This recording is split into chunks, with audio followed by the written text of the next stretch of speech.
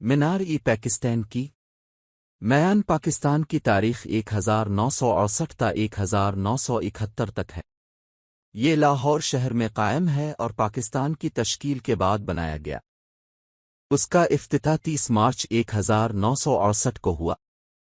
میان پاکستان کی تعمیر کی تشریف لائی نیشنل چوپال ایمبیسی میں تحریکن پاکستان کے قائدین یعنی قائد اعظم محمد علی جناح نے کی تھی۔